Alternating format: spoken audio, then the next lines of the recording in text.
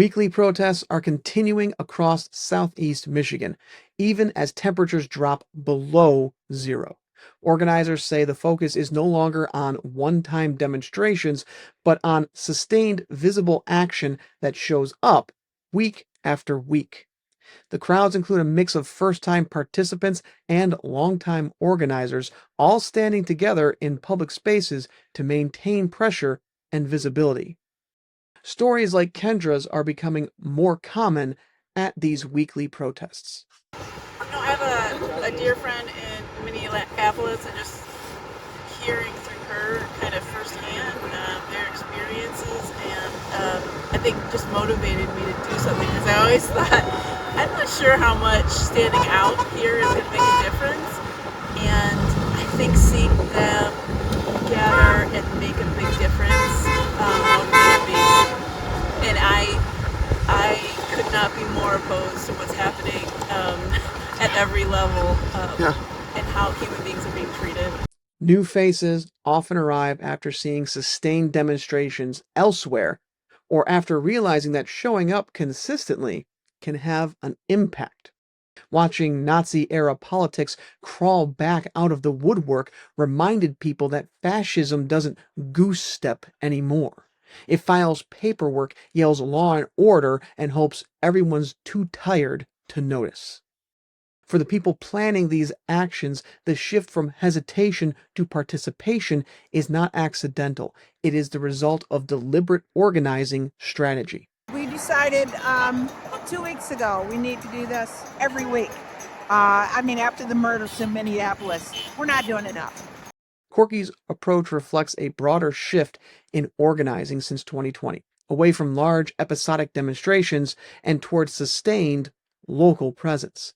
She describes the weekly format as a strategic response to what organizers see as slower national mobilization cycles, emphasizing consistency, visibility, and rapid response over scale. Proactive seems to be a problem in the moment. I respect indivisible.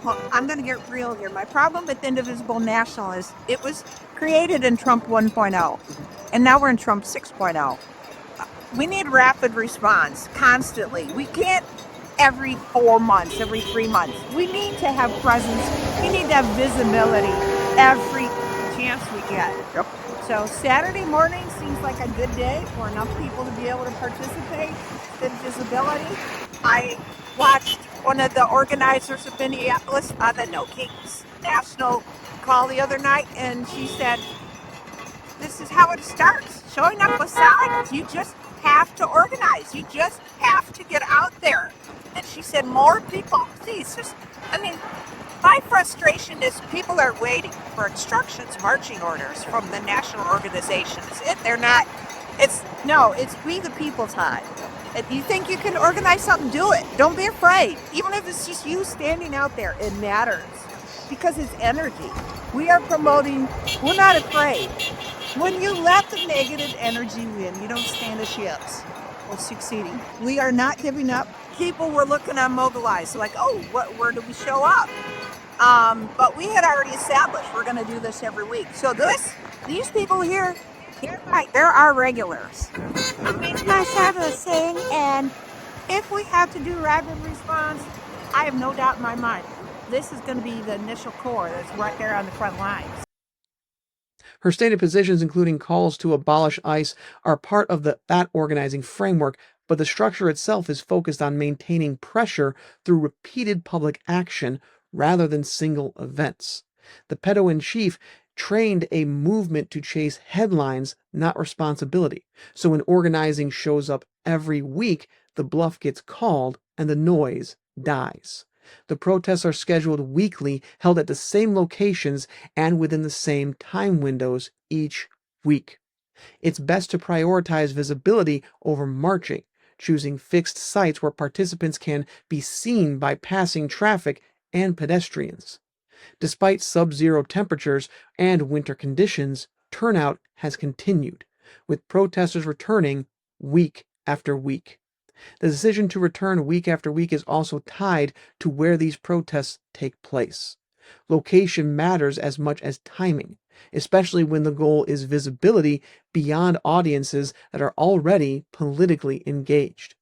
For some participants, that strategy has meant committing to the same site for months at a time, even after national attention fades. Julie, a local demonstrator, describes the site that she is at not as a symbol, but as a point of contact. We started back last winter because of Doge and because of Musk and his chainsaw and all the havoc that's being wreaked with that.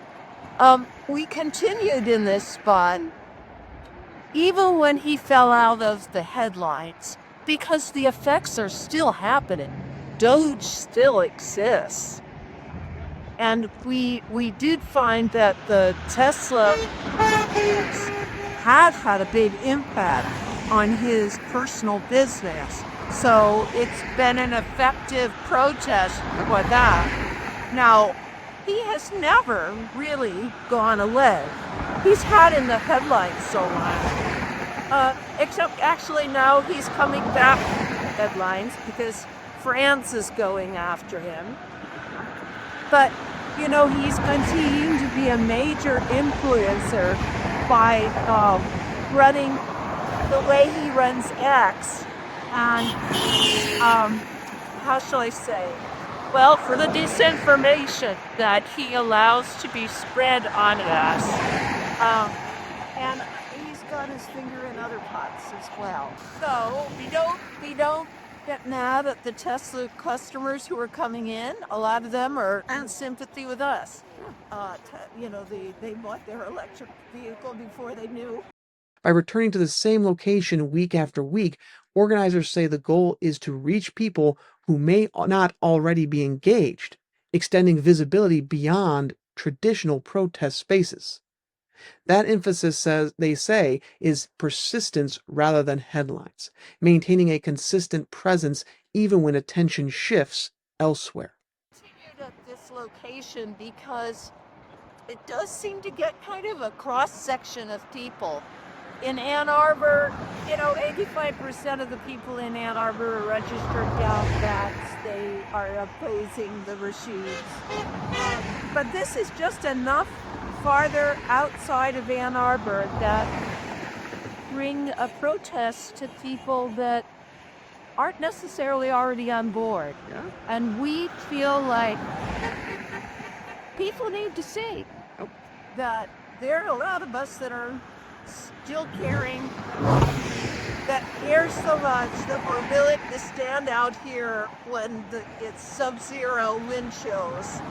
And that, you know, when somebody drives by and they honk their horn and I wave at them, they feel like they participate in their movement. And that's going to make it that much easier for them to join us. Protesters say that kind of visibility can lower the barrier to participation, making it easier for people to join in later. Organizers say these brief interactions often do lead to action, with small moments of support building into sustained participation over time.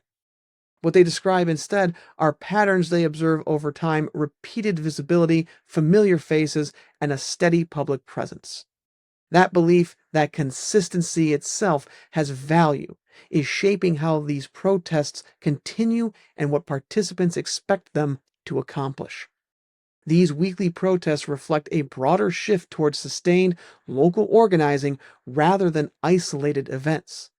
Participants say the consistency itself is the message, emphasizing presence over scale or immediacy. By returning week after week, even in extreme weather, protesters say the goal is to normalize public resistance as part of everyday civic life. MAGA and ICE run on fear spikes and paperwork theater. Sustained organizing expose how empty both are once the panic wears off. What's happening here is not symbolic, and it's not isolated. These weekly protests are being built intentionally, sustained by people who keep showing up and by others who are beginning to do the same. Organizers say the work grows one person at a time, and that participation at any level adds to the pressure, the visibility, and the momentum. This isn't abstract anymore, and it isn't distant. Federal immigration enforcement does not function without local cooperation. It depends on police departments that share information, provide backup, or quietly step aside while our neighbors are taken. When local law enforcement chooses to support or assist ICE, they are not neutral actors. They are participating in a system that removes people from their communities through fear, force, and silence. The best way to fight back is to just deny them any and all service. No restaurants, no mom and pop shops, no service of any kind. You want to side with the fascists, you can get treated like one. The message from all of us needs to be blunt. Collaboration has consequences, and communities are no longer willing to normalize it. Eyes open, voices loud.